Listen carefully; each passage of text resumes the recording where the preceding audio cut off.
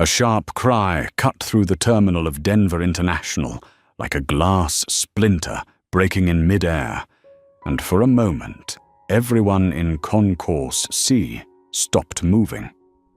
It wasn't the cry of a child, nor the shout of someone late for a flight.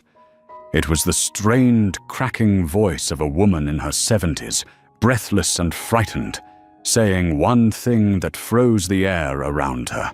"Please, somebody help me find her." Heads turned. A rolling suitcase toppled. A gate agent looked up, startled. The woman stood near the row of windows, her silver hair trembling around her face, her hand pressed against the glass, as if steadying herself against a world that had suddenly tilted. Her name was Linda Cooper, and in that instant, she looked so small, so painfully alone, that even strangers felt something pinch inside their chest. What most of them didn't know was that the girl she was searching for carried more power in her quiet 11-year-old frame than anyone in that concourse could have guessed. Minutes earlier, Grace Whitmore had been right beside her, walking gently so Linda could keep pace. Grace wasn't a restless kid. She was thoughtful, meticulous, the kind who noticed when someone seemed tired and slowed her steps without being asked. She wore a navy hooded jacket with the sleeves a little too long and carried a backpack dotted with embroidered patches she'd chosen one by one. At a glance, she looked like any child traveling with a guardian, but there was a softness in her eyes, a guardedness shaped by years of attention she never wanted but always received. Linda adored her for that, the way the girl cherished privacy more than privilege.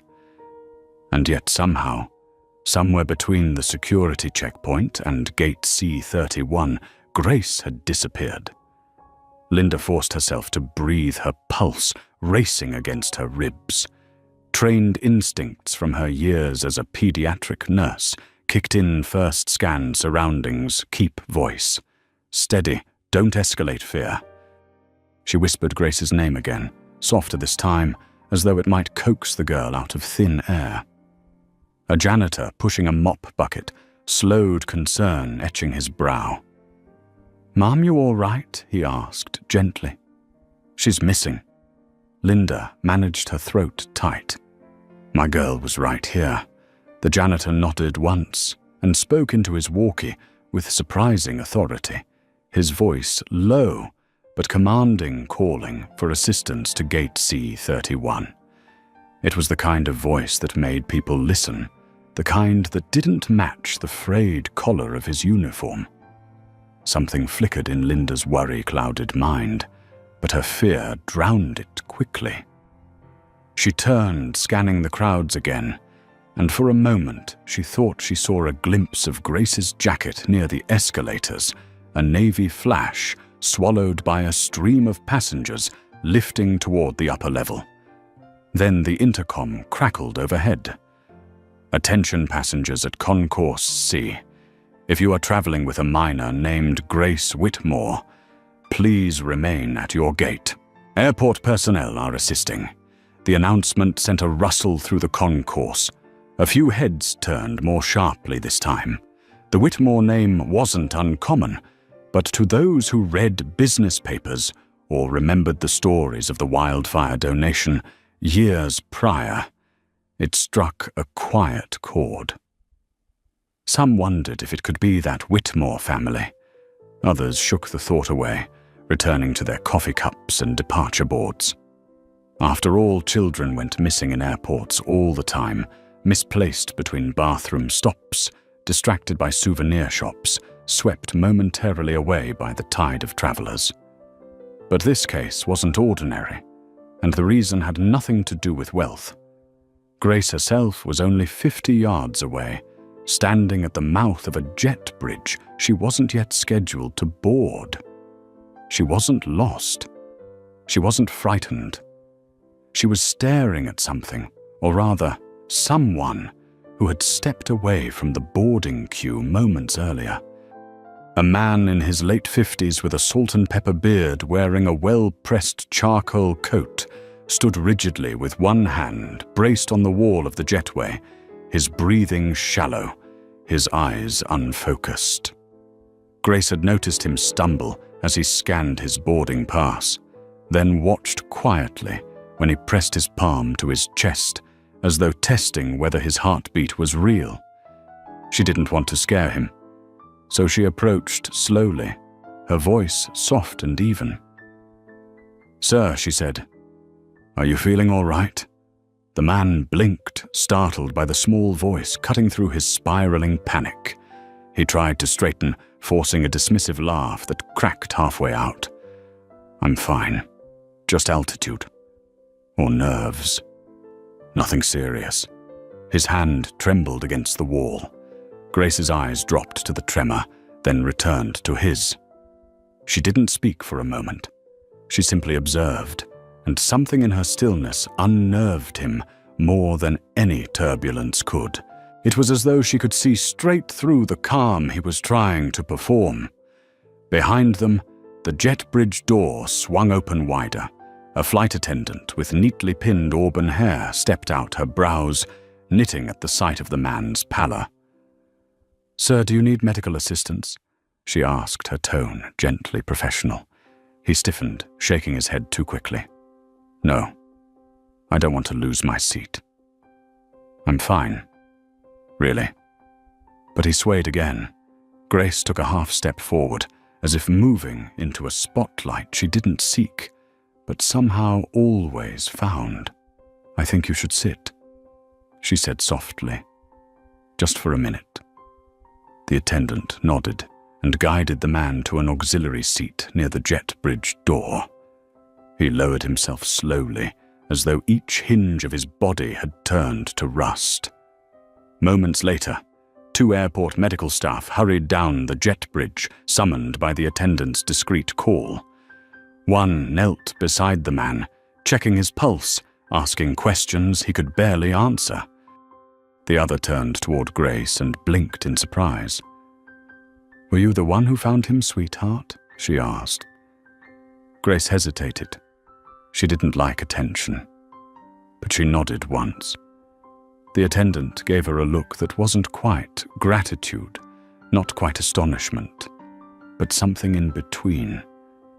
That was when Linda appeared at the opening of the jet bridge, breathless with relief and trembling with fading fear.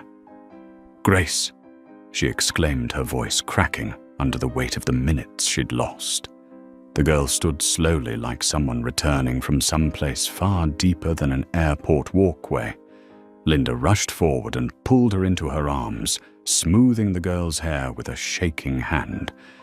"Don't wander off like that," she whispered into Grace's crown, her voice thick. "You nearly stopped my heart." Grace leaned back, her expression apologetic but steady. "He needed help," she said, simply gesturing toward the man, now seated with an oxygen canister at his side. Her tone wasn't proud, just factual, as though she had followed an invisible instruction only she could hear. Linda looked at the man, then at the medical staff, then back at the girl she'd raised since she could barely walk. Something about the moment struck her as strange. Not wrong, not frightening, just inexplicably weighted, as if the universe had paused to acknowledge something it recognized. The janitor who had called security earlier stepped quietly into view, his mop bucket parked near a wall. He watched the scene unfold with an intensity that didn't match the simplicity of his uniform. His gaze lingered on Grace, thoughtful, almost knowing, before he gave a subtle nod and retreated down the concourse without a word. The man on the auxiliary seat looked up as the oxygen steadied him, his voice thin but sincere. "Thank you," he murmured in Grace's direction. "You saw me when no one else did." Grace didn't respond right away. She shifted her weight, nervous, now that all eyes were on her. But when she finally spoke, Her voice was soft and unguarded. "My dad says people hide when they're scared. Doesn't mean we shouldn't look for them." Only 2 adults in that jet bridge understood the deeper truth in her words, and only one of them understood the startling coincidence of her last name.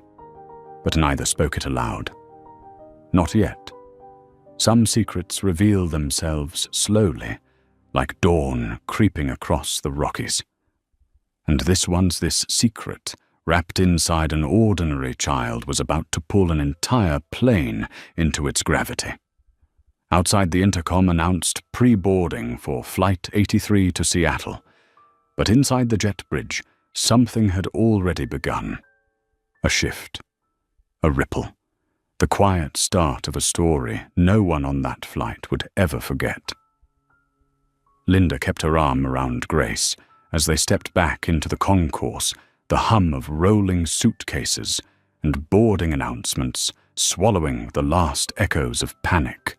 The moment the jet bridge door closed behind them, the world felt too loud, again too bright, as if the airport had no memory of what had just happened. Grace walked quietly at Linda's side, her gaze drifting toward the glass wall, where the mountains hovered in the distance like a silent audience. She didn't look shaken, only thoughtful, as though replaying something in her mind, examining it piece by piece. Linda's hands were still trembling. She tried to hide it by adjusting her sweater sleeve, but Grace noticed anyway. "I'm sorry," Grace whispered. "I didn't want to scare you. You didn't scare me," Linda said too quickly. Then she exhaled, softening. "All right, maybe you did, but only because you matter to me more than anything else in this world." Grace looked down, embarrassed. Compliments never settled comfortably on her shoulders. She tugged lightly at her sleeve, the motion small and unconscious. Linda watched her for a beat, that familiar ache rising again, the ache of knowing this child carried a loneliness that didn't match her age, a kind of emotional armor she never asked for, but somehow grew into. They approached Gate C-31 again, where the boarding lines had begun to form.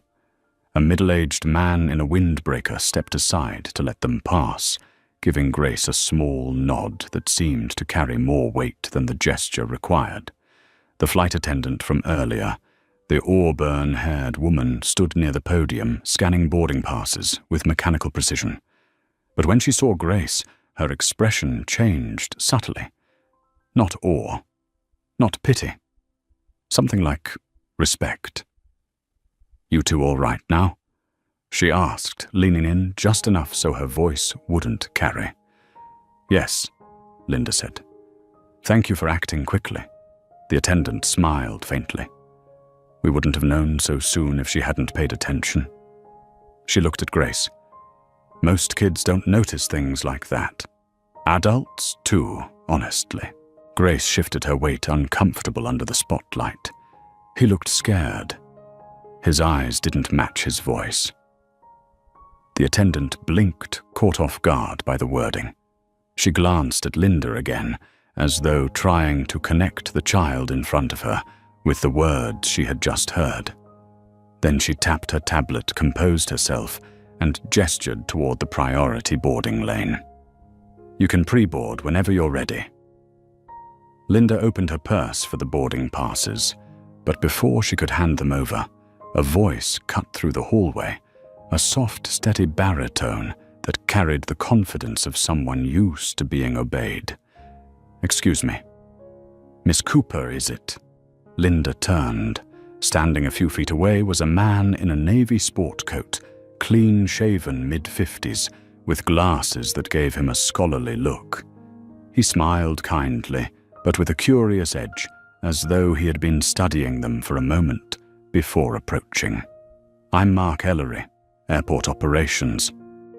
May I speak with you for a moment about the incident earlier?" Linda's stomach tightened. She had dealt with enough bureaucrats in her nursing career to recognize the tone of someone preparing for a liability conversation. She straightened her shoulders. If there's a problem, we didn't do anything wrong. Not at all, Mark said, raising his palms. Quite the opposite. We just like to follow up when medical events happen near secured areas. Standard procedure. His attention shifted briefly to Grace. You were the one who noticed Mr. Hanford was in distress, correct? Grace nodded, though her eyes flicked nervously toward the boarding lane. Mark lowered his voice. He's stable now, thanks to you. He waited for some reaction, pride, relief, anything. Grace simply looked away. It unsettled him more than a dramatic response would have. If it's all right with you, he continued, I'd like to ask a few questions, purely informational. Linda hesitated. The boarding line had started moving. People were shuffling forward, scanning passes, finding seats. She didn't want this turning into something televised on social media, or worse, something her employer would hear about before she could explain. Grace surprised her by speaking first. I didn't do much, she said. I just talked to him. And that was enough, Mark replied gently. Sometimes noticing is the hard part. He took a small notebook from his pocket, the kind journalists used before smartphones replaced pens. Can you tell me what exactly you saw that worried you? Grace glanced at Linda for permission. Linda nodded. He looked like he was shrinking, Grace said after a moment. Like his body wanted to fall toward the floor, but he didn't want anyone to see. His hand went to his chest twice, not like he was checking something, like he was afraid something might not be working. The hallway quieted around them. Even Mark seemed to forget he was taking notes. Did someone teach you how to look for signs like that? He asked carefully. Grace shook her head. No, I just see things. Mark studied her a moment, too long, his expression unreadable. Then he snapped the notebook shut. Thank you. And thank you, Miss Cooper. We won't take any more of your time. But as he stepped away, Linda caught something in the corner of her eye. The janitor from earlier, the one with the authoritative voice, standing at a distance, watching them again.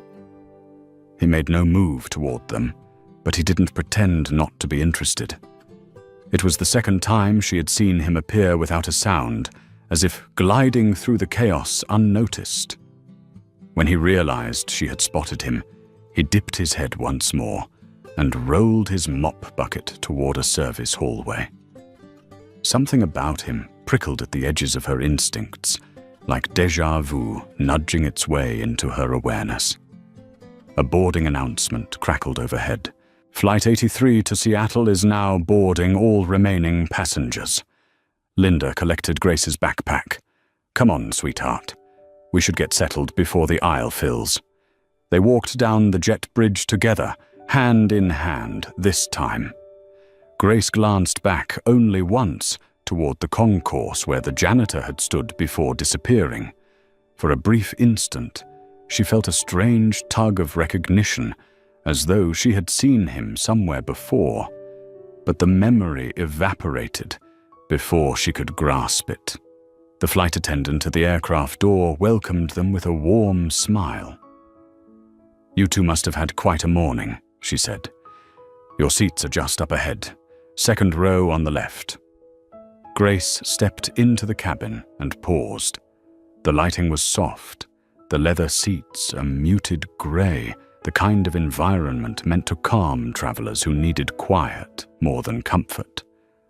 But something tightened in her chest as she scanned the room, a sensation she had felt only a handful of times before.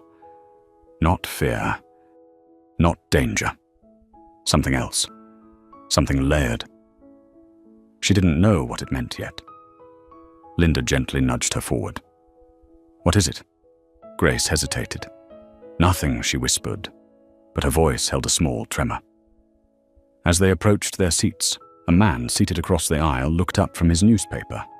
He was elderly with a neatly trimmed beard and a posture that suggested military years he never bothered to talk about.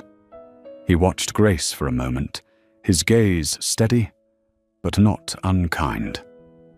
When she passed him, he gave a slow nod as though acknowledging something he couldn't name. Grace returned the gesture without thinking, and the man's expression shifted ever so slightly into something like recognition. Linda stowed Grace's backpack, buckled her seatbelt, and finally settled into her own seat with a long, weary sigh. "We made it," she murmured. Grace turned to the window, the world outside awash with the burnished glow of late morning. But as the cabin door closed and the engines began their slow rising hum, the image of the janitor lingered in her mind. The way he looked at her, the way he moved as though waiting for something, watching for something. And somewhere deep inside her, beneath the quiet, beneath the calm, Grace sensed that the morning's events hadn't been a coincidence at all. Something was unfolding, something she wasn't supposed to understand yet, but soon would. The aircraft door sealed with a muted thud, a sound that settled over the cabin like a held breath. Grace felt it ripple beneath her skin as she stared out the window, watching a baggage cart crawl across the tarmac, its engine whining against the wind. Somewhere deep in the fuselage, a mechanical latch clicked into place, and the energy in the cabin shifted again, subtle but sharp, as though the plane itself sensed the weight of what was boarding it. Across the aisle, the older man with the military posture folded his newspaper with deliberate precision. The paper crackled softly. He wasn't reading anymore. He was listening. His gaze flicked toward Grace, once then returned to the aisle, his jaw tightening, as though he were waiting for something he had hoped would never come. Grace didn't notice him. She was still replaying the scene from the gate, the man's trembling hand, his breath catching, as if someone had placed a fist around his ribs. She wondered if he was all right now, wondered if he would make it home to whoever was waiting for him. The thought echoed in her chest longer than she expected. Linda reached over and buckled Grace's seatbelt, giving it a gentle tug to check the fit. "You're awfully quiet," she murmured. "You feeling okay?" Grace nodded, though she wasn't sure the word fit. Something was humming beneath the surface of her mind, a distant vibration she couldn't shake. It wasn't fear. It was anticipation, like standing in the wings of a theater just before the curtain lifts. Before Linda could press further, a faint commotion rose from the entrance of the cabin. The first-class curtain swayed, then parted sharply as a man in a dark suit stepped inside. He wasn't a passenger. He moved too comfortably in the narrow aisle, his eyes sweeping the rows with quick, practiced precision. He carried an airport operations badge clipped to his shirt pocket and a small black case in his left hand. The older military man across the aisle stiffened instantly. The suited man's gaze landed on him for half a second before continuing down the row. Then his eyes paused again, this time on Grace. Not long enough to draw attention, but long enough for her to feel the air tighten. He nodded at the flight attendant, stationed near the galley.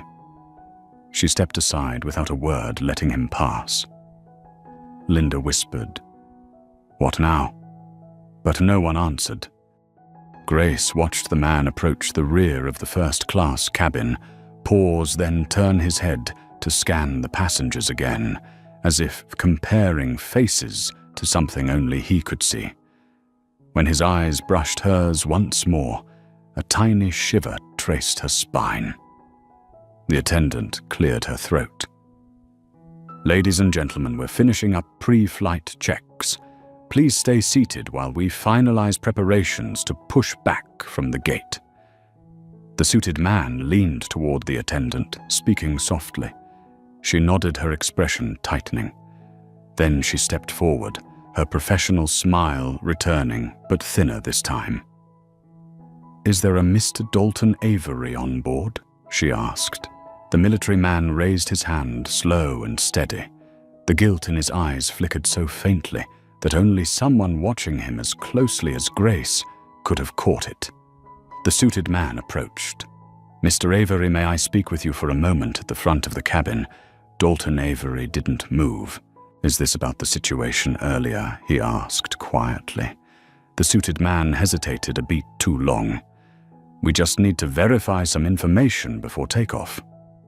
Linda frowned. "Verify what he's already seated." A murmured unease passed through the row behind them. People hated uncertainty on airplanes. They wanted doors open or closed, boarding or flying answers or silence. Anything in between felt like danger. Dalton Avery stood slowly, his knees popping faintly. He slid his newspaper into the seat pocket and stepped into the aisle. But just before he followed the suited man forward, he looked at Grace. It wasn't a frightened look. It wasn't gratitude. It was something else entirely, recognition maybe, or the sharp flicker of someone who suddenly sees a truth he had overlooked. "You remind me of someone," he murmured under his breath so softly Linda didn't hear. Grace blinked. Who Dalton didn't answer. The suited man ushered him toward the galley, pulling the curtain closed behind them.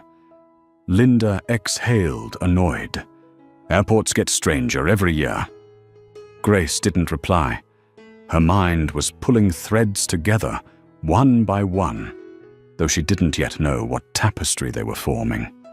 The engines outside began their low rumble, a signal of impending departure.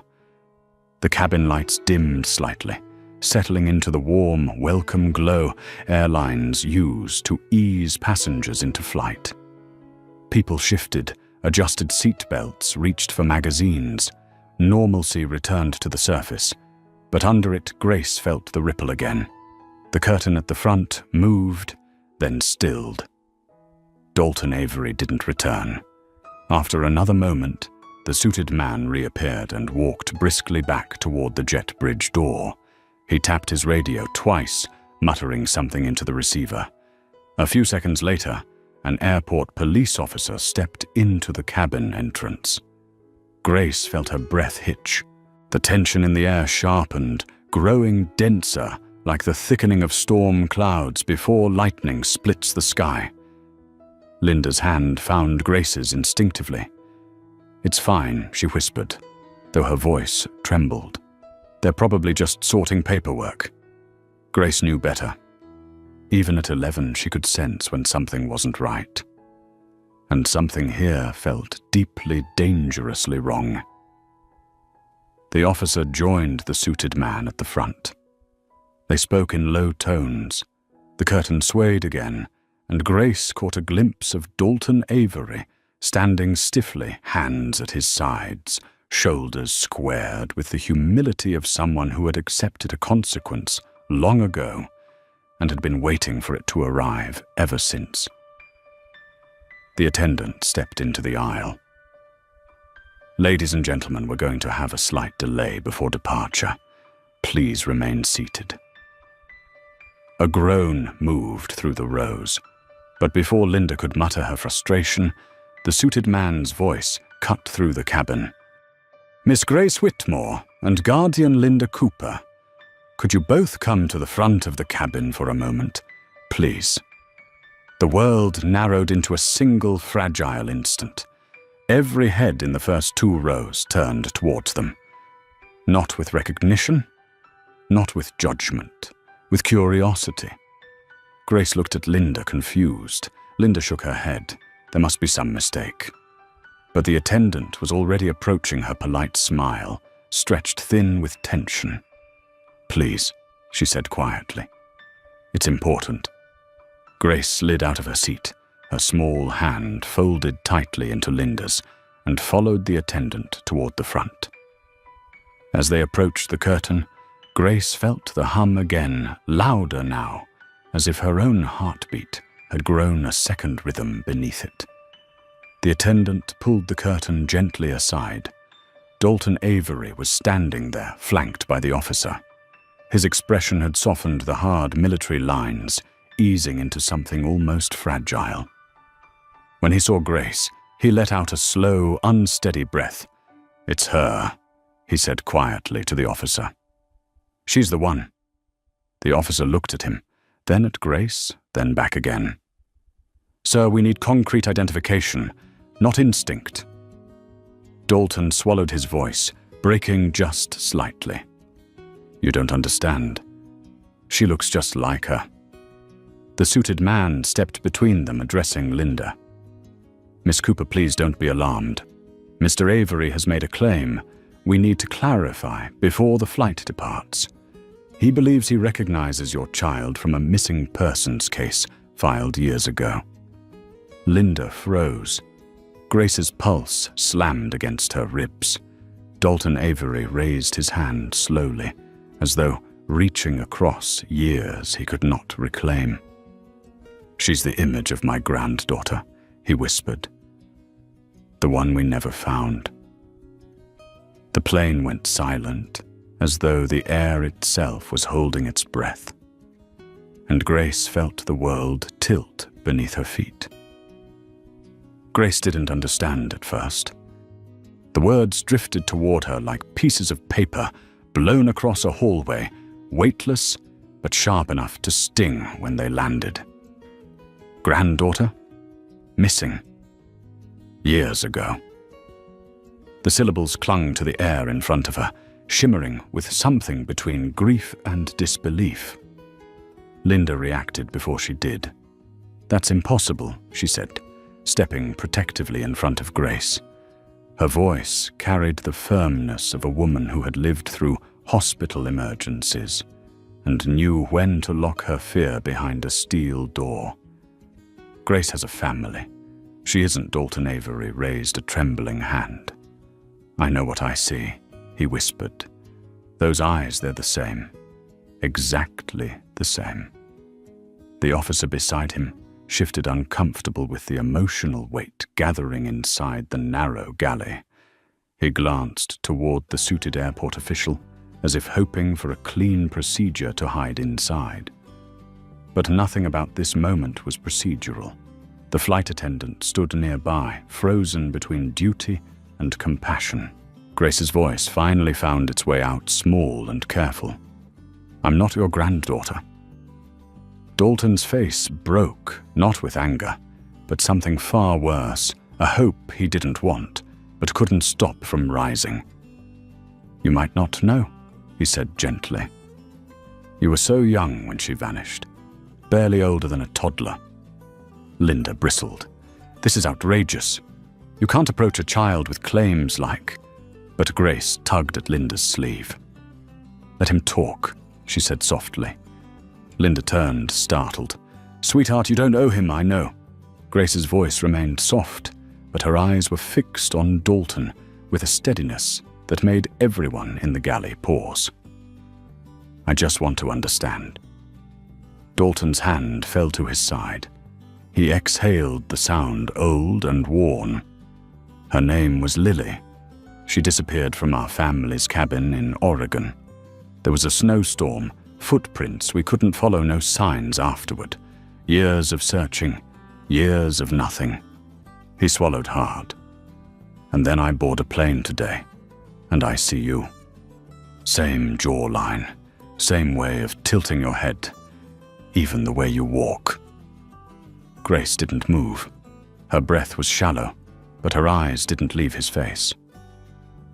The airport official cleared his throat, pulling himself into professionalism.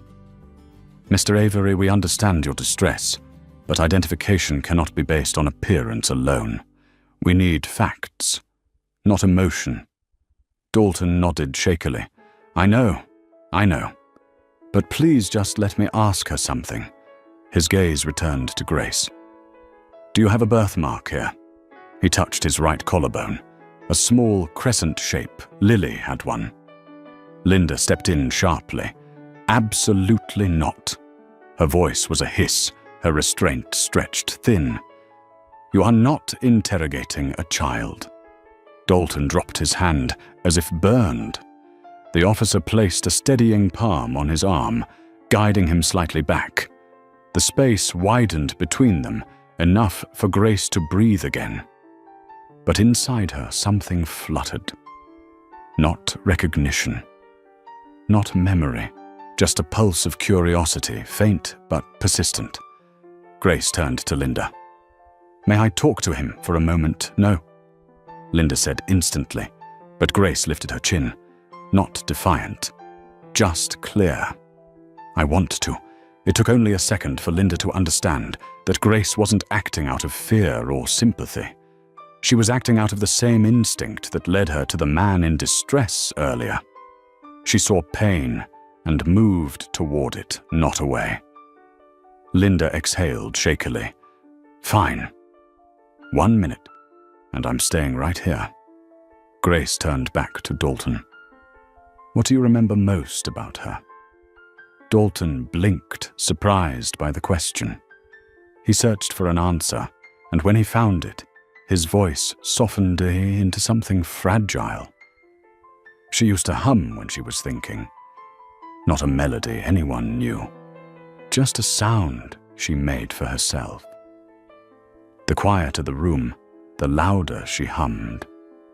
His eyes grew distant. We used to joke that she was trying to fill the silence, so it couldn't swallow her up. Grace's eyebrows pulled inward, not in recognition, but in contemplation. She didn't hum, not like that. She stayed silent when she thought. She hid inside it. Linda rested a hand on Grace's shoulder. That isn't her. It's just not. Dalton nodded slowly. Maybe not. Maybe I'm trying too hard to believe in miracles. The officer stepped forward. Sir, let's allow the passengers to return to their seats. You're not under any suspicion, but we need to clear the aisle. Dalton opened his mouth as if to protest, then seemed to deflate. He gave Grace one last look, one that carried years of longing wrapped in the thin shell of acceptance, and let the officer guide him back behind the curtain. Grace and Linda were left standing with the attendant and the airport official. The official sighed. Thank you for your cooperation, Miss Whitmore. I apologize for the disruption. Sometimes grief makes people see connections that aren't there. Linda nodded, exhausted. We understand. But Grace didn't answer. She stared at the floor, her small hands twisting the hem of her sleeve. Something inside her felt unsettled, like a picture frame hanging crooked. The attendant touched Grace's arm gently. You can go back to your seats now. Linda ushered her down the aisle, past the curious glances of first-class passengers. Grace felt their eyes like warm pressure on her back, but didn't meet them. When she reached her seat, she climbed in slowly, as though gravity had thickened. Linda fastened her seatbelt for her again, though Grace no longer needed help. Sweetheart, that was nothing more than a misunderstanding. He lost someone. That pain can make people see shadows where there aren't any. Grace nodded, but her mind wasn't settled. She looked out the window again, searching for something she couldn't name. The engines rumbled beneath them, ready for pushback. But just as the plane began to reverse, she caught a glimpse through the narrow gap between the jet bridge and the terminal wall. A figure standing near a maintenance cart. A man in blue coveralls pushing a mop bucket. The janitor, watching her again. This time he didn't look away when she met his gaze. His expression wasn't curious or sympathetic. It was intent, measured, as if he knew something about her that she didn't yet know. A ripple ran down her spine. The plane rolled backward, and the man disappeared from view. Linda noticed her stiff posture and reached for her hand. "It's all right now," she murmured. But Grace wasn't sure. Because somewhere deep beneath the hum of the engines and the shifting cabin air, she sensed it again. That quiet trembling in the world around her, the one she had felt before 2 separate moments today. Once near a man who nearly collapsed. Once near a man who claimed she was someone she wasn't. It felt like a thread tightening, pulling, closing in, and Grace had no idea what it meant. Yet. The engine settled into a steady growl as Flight 83 eased toward the runway, the hum vibrating through the floor beneath Grace's shoes. Linda tried to distract herself with the safety card, her knuckles pale against the laminated edges, but Grace barely noticed. Her eyes stayed fixed on the window, watching the terminal shrink behind them, while her thoughts drifted somewhere much farther away. A soft chime sounded overhead. The flight attendant's voice came through calm and practiced. "Flight attendants, prepare for takeoff." Linda reached over and brushed a stray piece of hair from Grace's forehead. "Deep breaths, sweetheart. Long inhale, slow exhale." Grace nodded, though her breathing wasn't the problem. The problem was the whisper she couldn't push out of her mind. The janitor's stare, Dalton Avery's voice, breaking when he said her face matched a ghost he'd lost, and the hollow feeling growing in her chest like a cold ember waiting to ignite. The engines surged. The plane lunged forward. For a moment, Grace forgot everything except the force pressing her into the seat. The runway blurred. The cabin vibrated. The familiar rush of speed swallowed every sound until the wheels left the ground, and suddenly she felt weightless, suspended in a world that never quite felt like hers.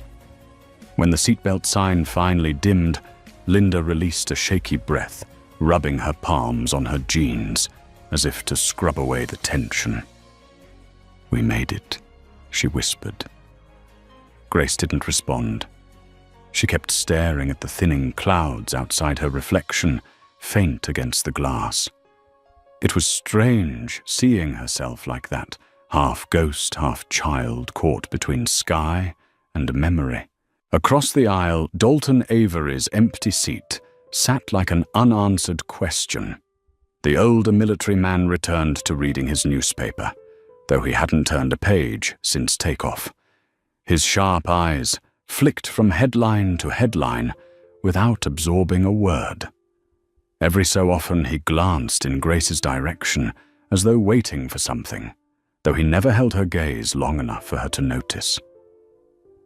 The flight attendant passed by with trays of drinks, her smile friendly but tight. When she reached their row, she paused. "Can I get you something water ginger ale?" Linda accepted a water but kept her voice low.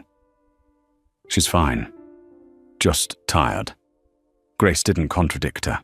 She felt tired but not in her body. It was her mind that felt thick, tangled like a forest she'd wandered too far into. The attendant nodded and moved on. For a while, nothing broke the monotony except the soft clink of ice cubes in plastic cups and the muted rustle of magazines. The cabin settled into the rhythm of early flight, that fragile hush before passengers grew restless. Then Grace noticed something.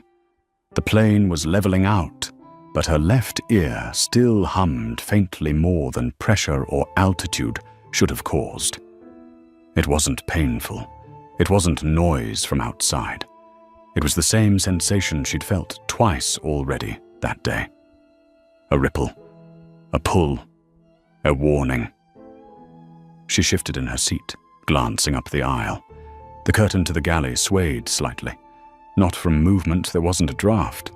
Someone had touched it. Someone trying not to be seen. Grace narrowed her eyes.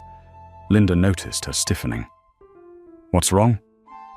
"Nothing," Grace said automatically, but her gaze didn't drift from the curtain.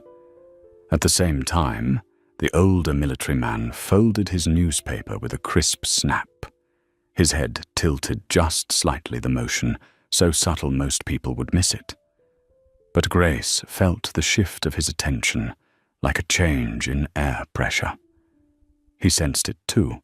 Without hesitation, he unbuckled his seatbelt and stood. Linda frowned. "So seatbelt sign hasn't." But the man ignored her. He walked toward the galley with controlled, measured steps. His posture straight, his expression unreadable. He reminded Grace of old movies men who didn't run but whose presence filled rooms long before they arrived. As he approached the curtain, it stopped moving. He paused. The hum in Grace's ear intensified. Then the man pulled the curtain aside. Grace held her breath. Behind it stood the janitor. Not in coveralls. This time he wore a black shirt, sleeves rolled up, revealing forearms lined with scars that looked more like history than injury. His uniform jacket was stuffed into a plastic airport bag on the counter. His mop bucket was nowhere in sight. He had boarded the plane. Grace's heart thudded. The older man spoke first. His voice low. "What are you doing here?" The janitor didn't flinch. "Same as you," he replied, his tone deceptively even. "Trying to get to Seattle." "That's not the question I asked." The janitor's eyes flicked past him, landing directly on Grace for the briefest second before returning. "There's no problem here." The military man stepped closer. "Then say your real name." The janitor's jaw clenched. Only then did Grace see it, the thin coil of tension beneath his calm, the kind that came from someone trained to hide everything and reveal nothing. Linda whispered, "What's happening?" Grace didn't know what to say. Her breath came light and quick. She felt every pulse in her fingertips. The older man lowered his voice to a growl. "You were removed from federal service. You don't get on commercial flights under false identification unless you want to be noticed." The janitor exhaled through his nose. "You think I want trouble?" "I think trouble is following you," the older man replied. The janitor leaned closer, his voice darkening. "Not me."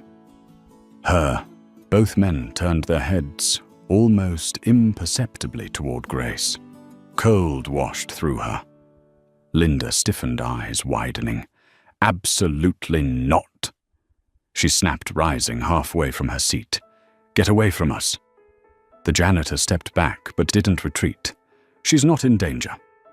Not yet. But something's moving. Something tied to her." The military man shot him a sharp look. "Keep your voice down." "Why?" the janitor asked. "You know what she is." "I know what you think she is," he countered. Grace's pulse hammered in her throat, her hands curled in her lap. "What am I?" The cabin went silent around them, though no one else knew why. The janitor looked at her again, not with malice, but with the seriousness of someone who had watched shadows gather for years. "Someone people have been searching for," he said quietly. "Long before today." Linda's voice broke. "This has to stop. Now." The older man lifted both palms. "Miss Cooper, sit down. No one's going to harm her." "Then explain," Linda snapped. Before he could speak, the plane jolted with a sudden tremor of turbulence. Passengers gasped. The intercom chimed. A flight attendant's shaky voice filled the cabin. "Ladies and gentlemen, please return to your seats and fasten your seatbelts." But it wasn't the turbulence that froze Grace. It was what she saw outside her window. A shadow moving beneath the wing, deeper than cloud cover, shifting with purpose rather than wind. Her breath caught. The janitor followed her gaze. His eyes widened. Already, he whispered. The older man cursed under his breath. Linda grabbed Grace's arm. "What is that?" Grace swallowed hard. "It's moving with us." The janitor stepped toward them, lowering his voice to a grave whisper. They found her. The turbulence smoothed almost as quickly as it had come, but the cabin's unease didn't settle with it. Conversations fizzled out mid-sentence. A baby whimpered. The strange shadow outside faded into the patchwork of clouds, leaving behind a silence that felt heavier than the engines themselves. Grace kept her forehead near the window, searching for any sign that what she'd seen was still there. Nothing moved, but her pulse stayed locked in a quick, anxious rhythm. The janitor, though the man who wasn't truly a janitor, stepped closer, but the older military man raised a hand to stop him. "Not here," he murmured. "Passengers will notice." "They already noticed," the janitor said. "They just don't know what they're seeing." Linda's voice cracked through the tension. "Enough." Her grip tightened around the armrest as she pulled herself upright. "You two need to stop speaking in riddles and tell me exactly what's happening. Right now." Neither man answered immediately. The military man Dalton had called him Avery earlier, but Grace wasn't sure that was his real name either. Studied the aisle ahead of them. He waited until a flight attendant passed by, with a forced smile, pretending nothing was wrong, even as her eyes flickered suspiciously toward the unusual gathering. When she disappeared behind the curtain again, he turned back to Linda. "We can't explain everything at 30,000 feet. You'd better try," Linda said sharply, her voice trembling with anger and fear. "Because that's a child sitting here, and you're talking like something is hunting her." Grace pressed closer to Linda's side, her small hand curling beneath Linda's sleeve. The janitor nodded slightly, as if Linda's words were merely confirming what he already believed. "What you saw under the wing isn't weather," he said. "And it wasn't an illusion. They're tracking patterns, making passes." "Patterns," Linda echoed. "What does that mean?" The janitor's voice softened low enough that only their row could hear. "It means they're searching for someone with a signature." The military man stiffened. "Stop, she doesn't need this explanation now. She deserves to know," the janitor replied. "Especially if they're escalating." Grace felt her throat tighten. "Who's they?" The older man's gaze flicked toward her, and for a rare moment, his stern expression softened into something close to regret. "Not people you need to worry about. They focus on anomalies." "I'm not an anomaly," Grace whispered. The janitor held her gaze. "You are to them." Linda choked back a surge of panic. "She's an 11-year-old girl. She's not whatever you're imagining." The janitor leaned in, lowering his voice even further. "Then explain why 3 separate tasks inside this airport security operations and medical were all notified the moment she stepped through the TSA scanner." Linda froze.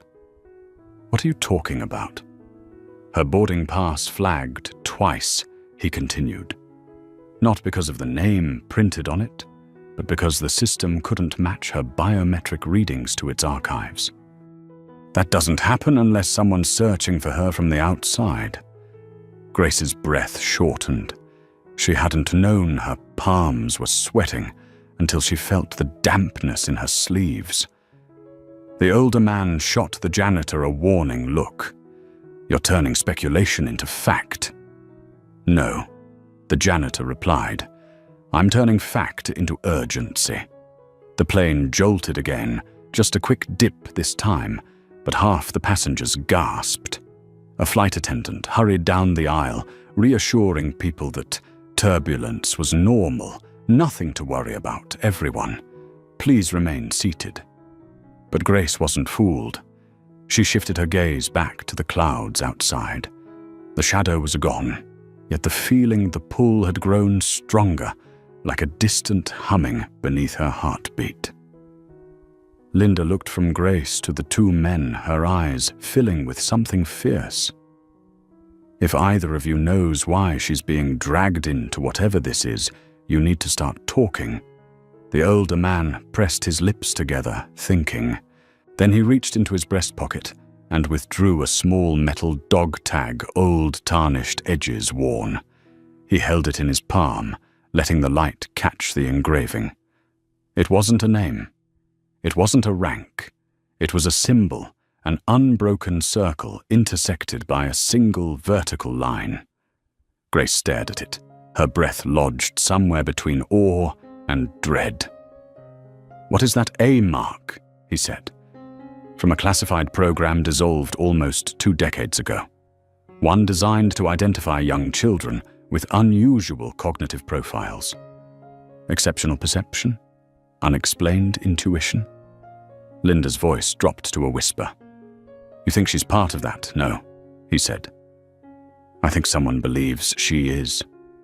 Grace felt her heartbeat flare. She remembered the way people sometimes stared at her when she asked questions, too precise, too observant for her age. Teachers who watched her differently. Strangers who lingered when she spoke. She had written it off as curiosity. Maybe it wasn't. The janitor stepped closer, lowering his voice to a near whisper. "You shouldn't be on this flight." Linda's eyes blazed. "What do you mean this trip was planned months ago?"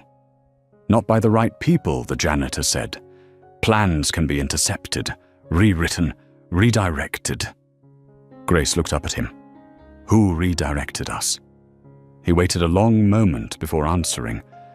"Whoever sent Dalton Avery onto this flight." Linda shook her head violently.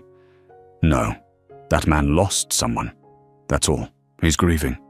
The janitor studied her face, the fear underneath her strength.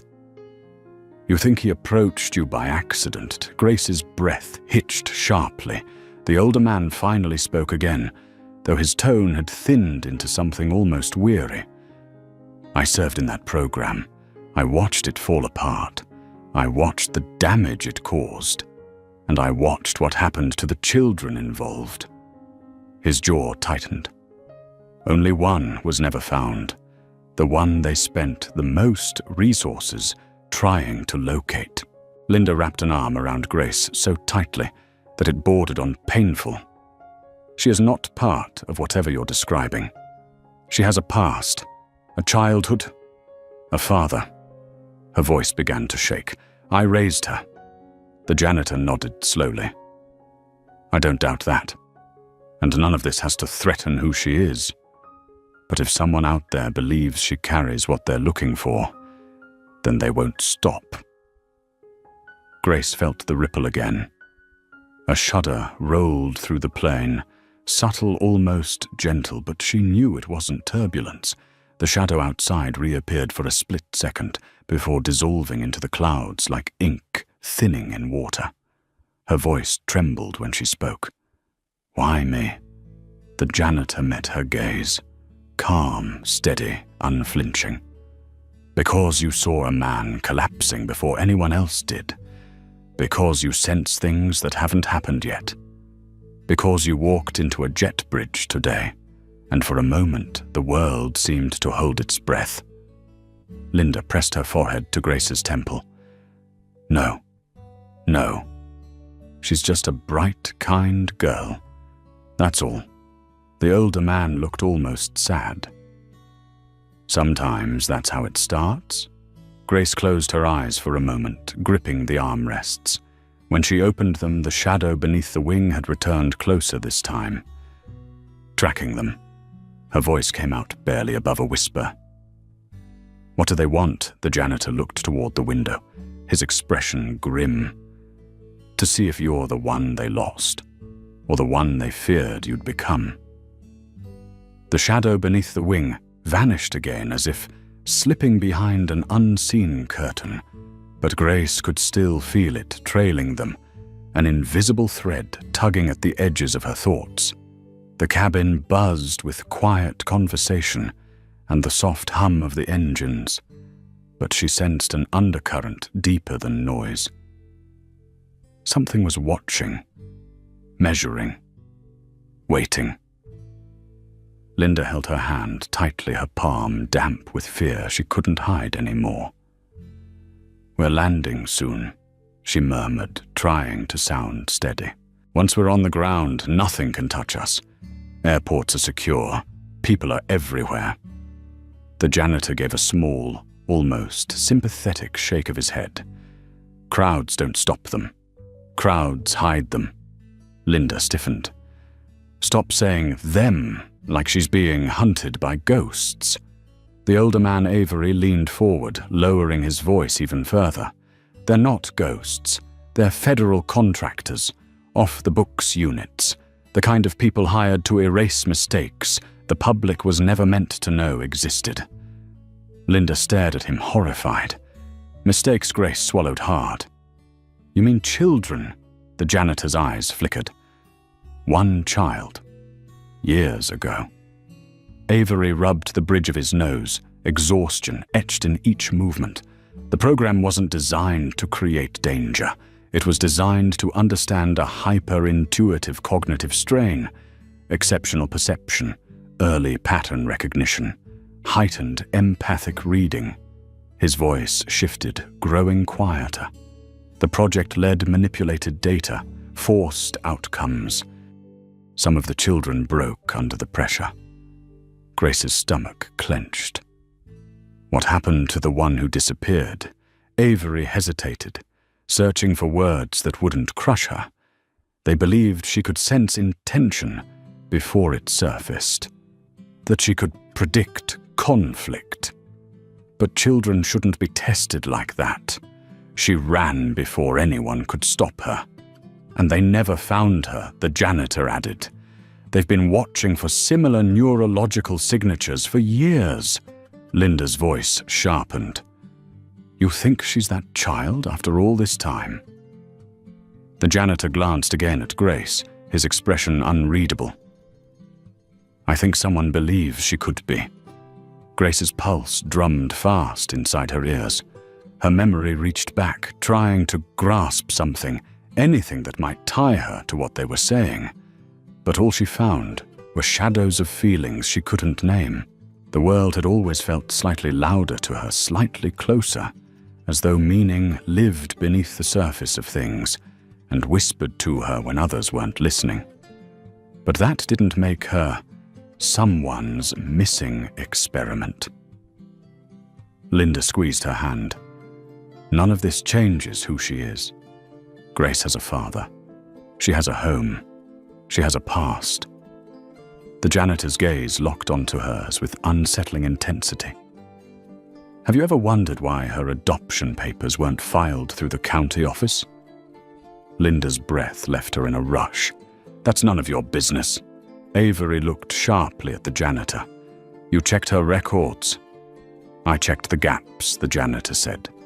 "And there are plenty." Grace felt the oxygen thin around her. "Linda," she whispered. "What gaps?" Linda's face tightened, but not with guilt. Just fear. "When your father adopted you, he did it privately, through a secure legal team.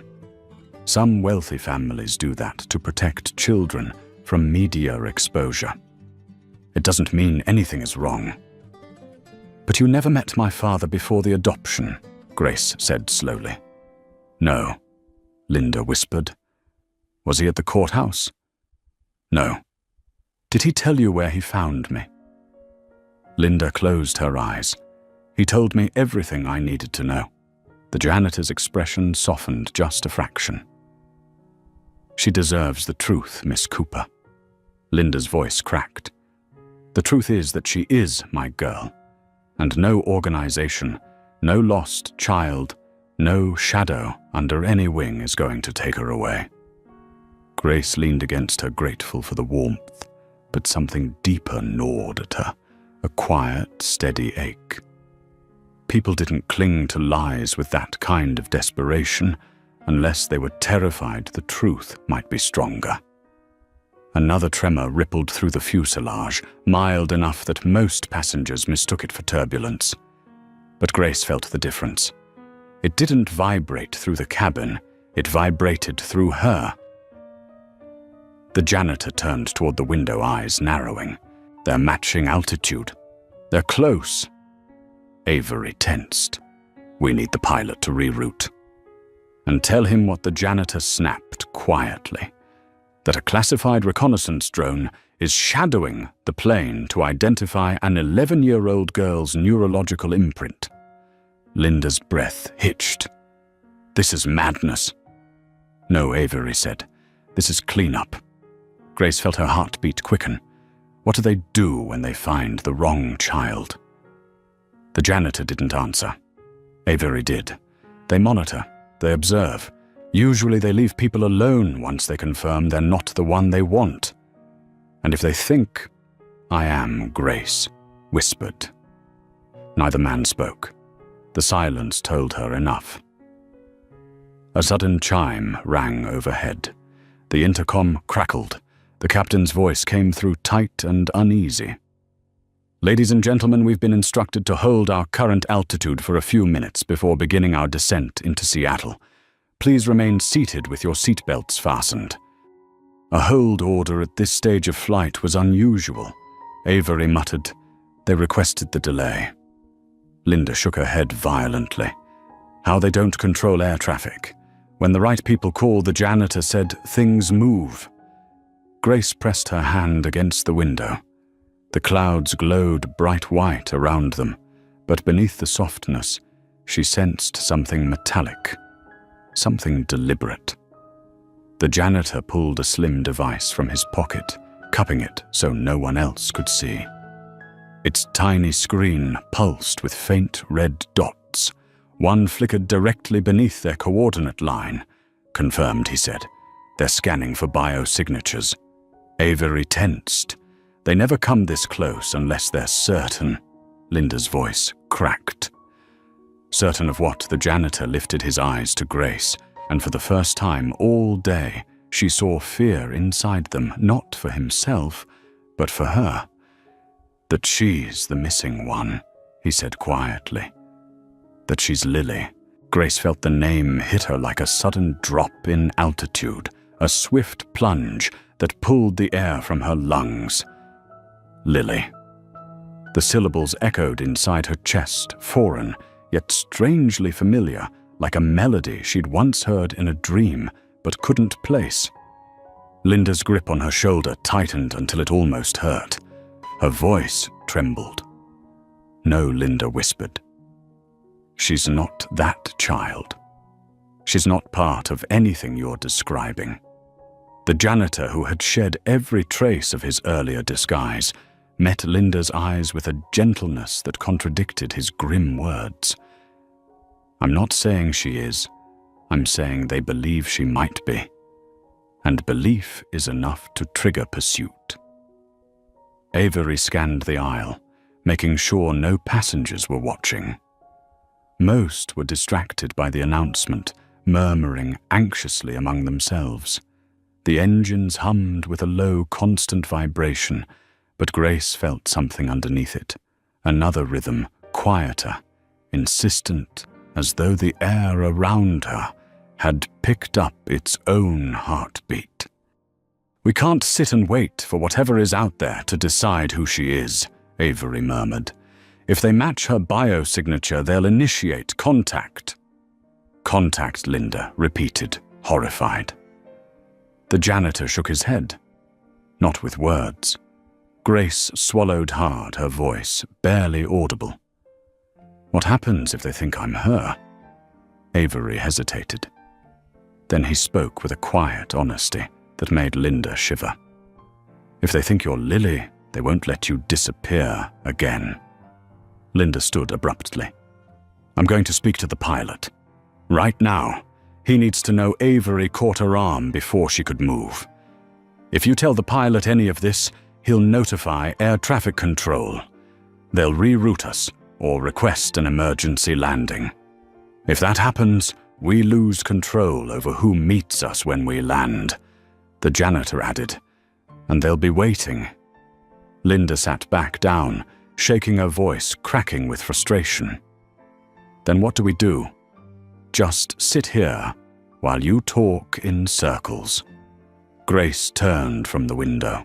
She looked at both men, her gaze steady, despite the fear tightening her chest. Tell me what Lily could do. Avery's expression shifted, something heavy settling across his features. It wasn't what she could do.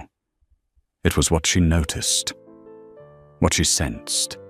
The early reports described it as predictive perception. She could read subtle cues before they surfaced: body language, micro-expressions, emotional shifts. It wasn't supernatural. It was cognitive patterning at a level adults could barely map, let alone train. Grace felt a flicker in her mind, not memory, but recognition. Seeing the man at the jet bridge, the janitor nodded slowly. Most people would have walked past him. And Dalton Avery's look earlier, she said, piecing it together. He wasn't surprised I spoke. He was surprised by something else. Avery exhaled. You observed him before he approached. Most kids don't. Grace stared down at her hands. They were shaking. Linda pulled her close. That doesn't make her government property. That doesn't make her anyone's missing experiment. The janitor leaned in. Linda. She sensed that shadow before any instrument detected our turbulence shifts. That's not coincidence. Grace closed her eyes, the memory rushing back, the strange vibration beneath her ribs, the way the clouds had felt alive, shifting with intention. The janitor continued, Lily wasn't dangerous. But the people who controlled that program were terrified of what she might become. What does that mean? Linda asked, her voice cracking. Avery answered, quiet and grim. It means they didn't want her to grow up unmonitored. Grace's stomach twisted. Why did she disappear? Avery looked away. Because she figured out what they wanted her for. Linda wrapped both arms around Grace. Enough. But the janitor wasn't finished. When Lily ran, she vanished without a trace. But a signature like hers, if she passed it to someone genetically, or if another child emerged with the same cognitive outline, it would light up certain systems. Biometric sweeps. Predictive algorithms. They cross-reference patterns all the time, now looking for anomalies. Grace felt her chest tighten. I'm not her child. Linda held her tighter. Of course you're not. You're you. That's all. But the janitor didn't look convinced. He scanned Grace's face again, searching for something she didn't understand. You don't need to be Lily's child biologically. You only need to carry the same neural signature. Avery nodded grimly. And based on today, you might. The plane shuddered again, just a faint vibration, but the janitor reacted instantly, checking his device. A red dot pulsed faster than before. They're scanning again, he said. Broad spectrum. This time they're angling ahead of us. Linda's voice rose. How can anything scan a commercial jet? How is that possible? Avery looked at her with sad resignation. Because the people running this aren't constrained by the rules you and I live under. They operate in grey space, above the radar, but below accountability. Grace felt something stir inside her, a memory, or almost a memory, rising from some deep part of her mind. A hallway, a bright light, voices she couldn't place, not words, just tones, urgent tones, fearful tones, a sense of running. She gasped. Linda cupped her face, frightened. Honey, breathe. Breathe. It's okay. Avery leaned closer. What did you see? Grace shook her head. Nothing. I don't know. It was just a feeling. The janitor's eyes narrowed. Feelings matter. The intercom crackled again. We've been instructed to reroute slightly to avoid incoming airspace congestion. Please remain seated, Avery muttered. Congestion. Right. Grace stared outside. For a moment, the clouds parted, revealing a long stretch of open sky. Then a shadow shifted, not beneath them this time, but far ahead, dark, elongated, moving too precisely to be nature. They're positioning themselves, the janitor murmured. They want a clean read of what Linda demanded. Avery answered softly. Her mind.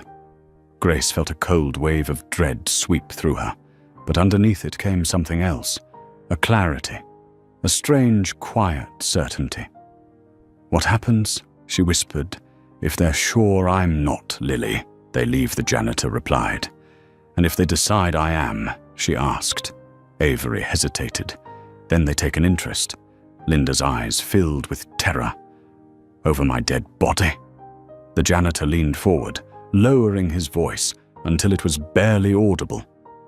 Grace, I need you to tell me something. Don't think. Just answer.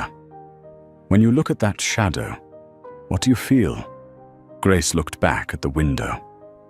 The world outside was bright and cold. The shadow moved again, faint but deliberate. And inside her something responded, not with fear, but with recognition. She whispered, It feels like it's looking for me. The janitor's jaw tightened. Avery closed his eyes. Linda choked on a breath. And Grace realized with a trembling certainty that made her bones feel hollow, that this wasn't about a lost child or a mistaken identity. Someone had been searching for Lily for years. But someone else, someone far more dangerous, might have been searching for her. The light outside the window dimmed abruptly, as though the sun had slipped behind an invisible curtain. Grace felt the temperature of the cabin shift, a subtle coolness brushing the back of her neck. The passengers murmured, confused by the sudden change. Only Grace Avery and the janitor seemed to understand what it meant. They were closer. Linda's fingers tightened around Grace's hand until their knuckles pressed together like interlocking stones. Her breath came quick and shallow, but her voice stayed firm. We need to tell the pilot. He has to know we're being followed. Avery shook his head. If we create a panic, we lose any chance of controlling how this ends. We don't have control, Linda snapped. We never did. Grace swallowed. They're not going to hurt the plane. Both men turned toward her at once. Avery's voice lowered to a razor-edge whisper. What makes you say that? Grace closed her eyes, leaning into the trembling inside her chest. It wasn't fear, it was pressure. Like a whisper behind her thoughts, soft but insistent. The shadow outside wasn't predatory. It was probing, searching with something that wasn't sight or sound. They're here to find a signal, she said slowly. They're listening not for the plane, for me. The janitor let out a quiet, grim breath. Her intuition is accelerating. Avery's jaw tightened. We need to anchor her. If her cognition spikes under stress, they'll lock onto it instantly. Linda pulled Grace closer, protective. She's a child, not a tracking device. The janitor looked at Linda with something like pity. You raised her to be normal, but she was never normal. That's not an insult. It's a fact. Children like her don't happen by accident.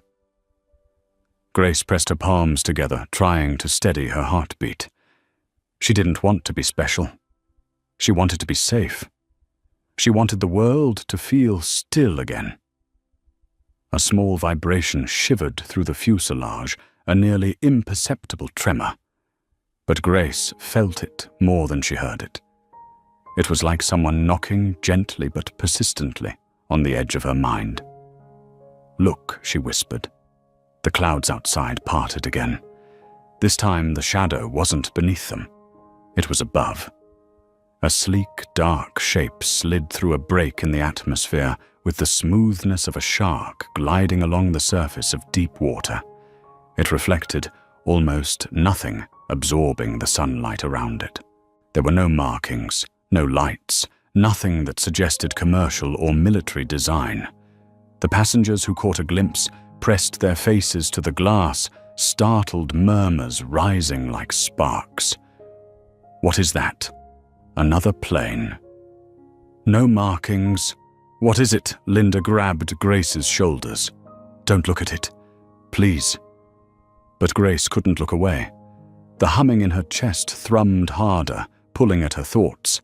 It wasn't a voice, but it felt like one, an unspoken beckoning, like someone whispering her name from a long hallway. Avery stepped between Grace and the window. "Stop. Don't engage. I'm not trying to," Grace whispered. The janitor leaned forward. "You don't have to try. That's the problem." Passengers began buzzing with confusion, some raising phones to record before being told by attendants to put them away. Within seconds, the curtain of normalcy strained. Fear threaded through the cabin air like static electricity. The intercom chimed sharply. "Ladies and gentlemen, this is your captain speaking. We're experiencing an unusual aircraft in our proximity. Please remain calm. We've been instructed to hold our altitude and await further instructions." The cabin erupted in startled chatter. The janitor muttered, "Unusual aircraft. That's one way to put it." Avery's tone hardened. "If they get any closer, we'll have to enact containment." Linda shot him a terrified glare. "What does that mean?" Avery hesitated, then answered quietly. "We move her." Linda wrapped protectively around Grace. "You're not taking her anywhere." Grace's pulse roared in her ears.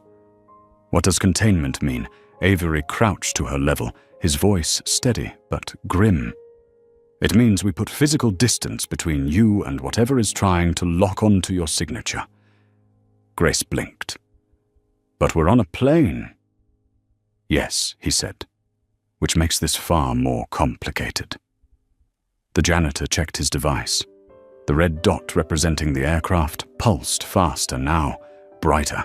Its frequency matched the knocking inside Grace's ribs. "They're calling to her," he said. "No." Linda breathed. "She's not going anywhere near that thing." The janitor didn't look away from his device. "It doesn't matter what you want. If she spikes cognitively again, fear panic anything, they'll get a clean read.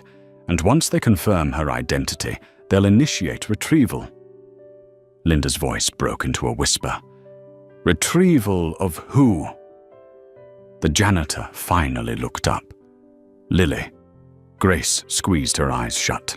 The humming inside her crescendoed, growing louder, like the drone shadow was amplifying something within her mind.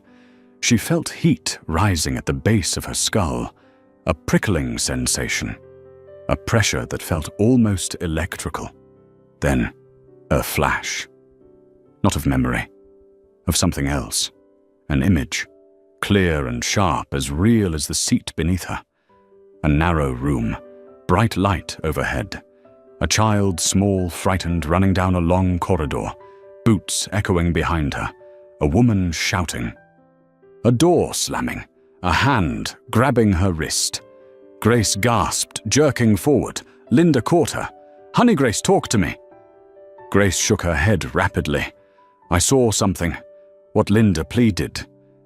Grace pressed her hand to her temple. "I don't know. I don't know if it was mine." The janitor knelt beside her seat. "Describe it." Grace forced air into her lungs. A girl running, men chasing her, a hand grabbing her. Avery's expression darkened. Her recall is surfacing. Linda's voice cracked. "Recall, you mean memory. She wasn't there. She wasn't that child." "Maybe not," Avery said quietly. "But someone wanted her to forget something." Linda's voice rose. "Stop saying that." Suddenly the plane dropped, not violently but sharply enough that everyone in the cabin gasped and clutched their armrests. The pilot's voice snapped through the intercom. All passengers remained seated. We're being instructed to descend rapidly to a lower altitude. The janitor's eyes widened. They're forcing a descent. Avery cursed. They're cutting the pilot out of the loop. Linda stared in horror. They can't do that. They can't control a commercial aircraft. They can influence, the janitor said. Enough to make it unsafe to stay at this altitude. Grace looked toward the window again. The shadow was gone, replaced by 3 smaller shapes, forming a wide arc around them, gliding easily through the air as though gravity were optional. They moved like predators, circling prey, not to attack, but to corral. "They're herding us," Avery said. Linda's voice shook. "Herding us where the janitor turned his device towards them, the red dots now shifting in formation. To an altitude where they can override the cabin's environmental sensors," he said, "to get a perfect reading." Avery grabbed Grace's hand. "We need to move now." Linda shielded Grace with her body. "You are not taking her." Avery looked at her, his eyes unexpectedly soft. "Linda, they don't want you." The janitor rose slowly, voice steady and grim. "They want the girl." Grace felt the air thin around her again. Her heart pounded harder, and for the first time she whispered the thing no one wanted to say. "What if they're right? What if I really am Lily?" Grace's question hung in the air like smoke that refused to clear, drifting through every breath, every heartbeat, every inch of the trembling cabin. Even the engines seemed to soften for a moment, as if the plane itself were listening. Linda reacted first, shaking her head so hard her grey curls trembled. "No," she whispered. "You are not that child. You are my Grace. My girl." But Grace didn't look at her. Her eyes remained locked on Avery and the janitor, searching their faces for an answer neither wanted to give. The janitor finally spoke, his voice low but steady. "Whether you're Lily or not doesn't matter. What matters is what they believe you are." Avery nodded reluctantly. "And right now they believe you're the one they've been searching for." Grace's pulse thudded painfully against her ribs. "Because of what I can do. Because of what you might remember," Avery said. "Or what you might become." Linda wrapped both arms around Grace, her voice fierce and trembling. "She isn't becoming anything except a child living her life. She isn't your experiment. She isn't your project." Avery's gaze softened.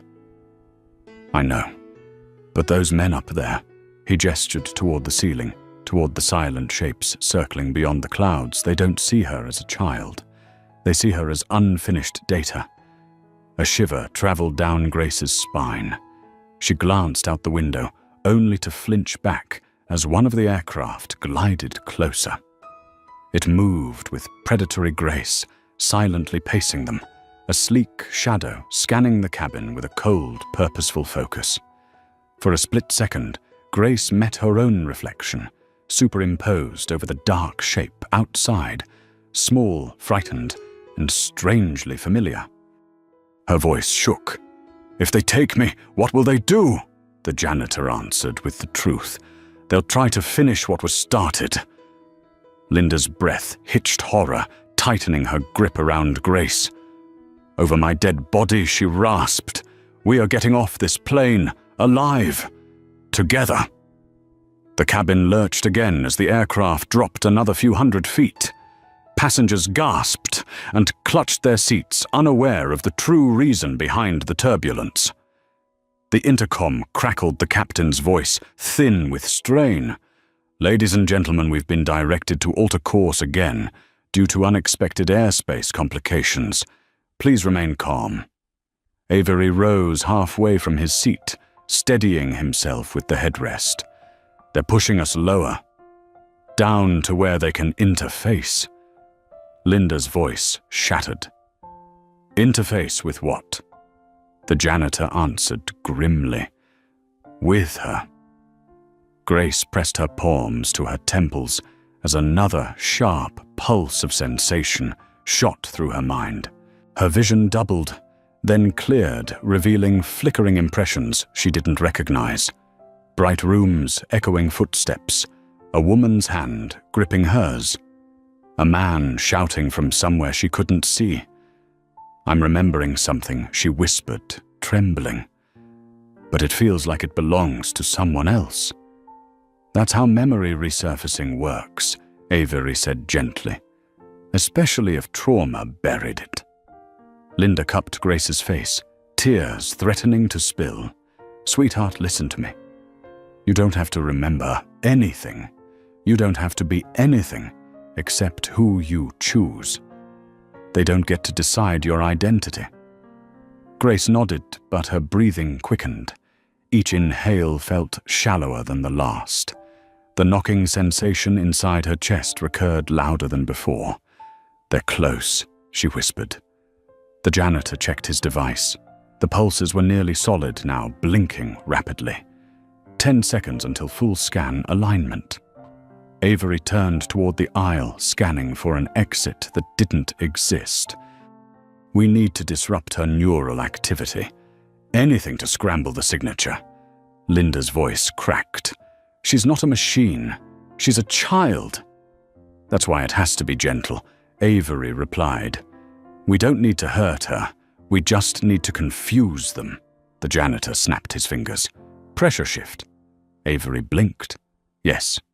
If she changes her breathing rhythm, suddenly extreme inhale, extreme exhale, the sensors will misread the spike."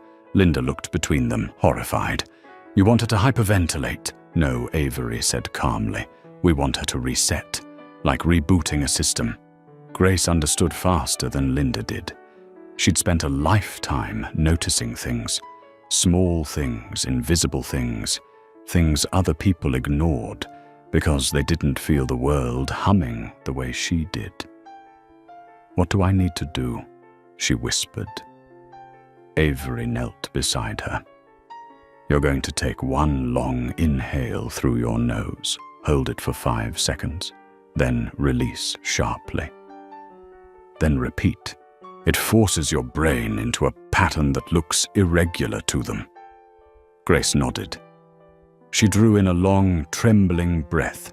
The cabin lights flickered overhead. "Hold," Avery murmured. Outside, one of the dark aircraft banked sharply, angling its nose toward the plane in a way that made even Linda look. 1, 2, 3, 4, 5. Now exhale. Grace expelled the air in a sudden burst. A spark snapped through her mind like a taut wire breaking. The janitor's device beeped once, loudly. "They lost the lock," he said. Avery exhaled in relief. "Good. Again." Grace inhaled sharply, deeper this time. Her heartbeat leveled just enough to steady her. Linda stroked her hair with trembling fingers. "You're doing so good, sweetheart. Just keep breathing." The janitor glanced out the window. They're repositioning. They weren't expecting disruption. The aircraft outside wavered in formation, falling back several yards. The shadow receded slightly as though recoiling from something it couldn't interpret. "They're confused," Avery said. "They're reading her wrong." Grace released her second exhale sharper than the first. The janitor nodded. Again. She inhaled a third time. Then a jolt, a bright flash through her mind. Not pain, not memory, something else.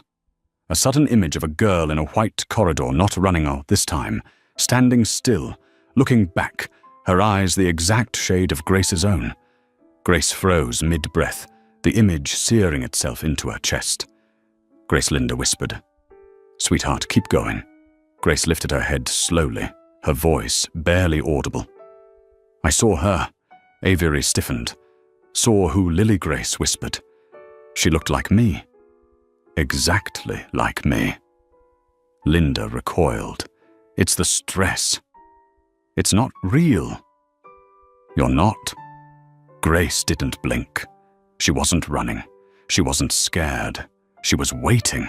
A shudder rolled through the cabin as the dark aircraft outside drifted closer again, realigning. The janitor hissed. Their confusion didn't last. They're pushing in again. Avery grabbed Grace's arm. "Grace, you have to breathe. Now." But Grace didn't inhale.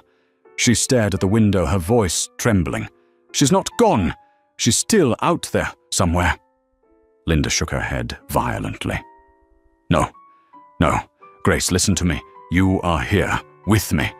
But Grace's eyes glistened with a realization that terrified all three adults around her. "What if they're not chasing the wrong girl?" she whispered. "What if they're chasing both of us?" Before anyone could answer, the intercom blared suddenly. "Prepare for rapid descent." Passengers gasped as the plane tilted sharply downward. Grace gripped the armrests, her breath finally snapping free in a terrified gasp. Outside the window, the dark aircraft followed, silent, deliberate, impossibly close. And at that moment, Grace understood one terrible truth. No matter who she was or who she had been, they were not leaving without her. Thank you for staying with the story. If you'd like to hear what happens next, or explore more dramatic journeys, please like, subscribe, and comment to let me know you're here. Oh.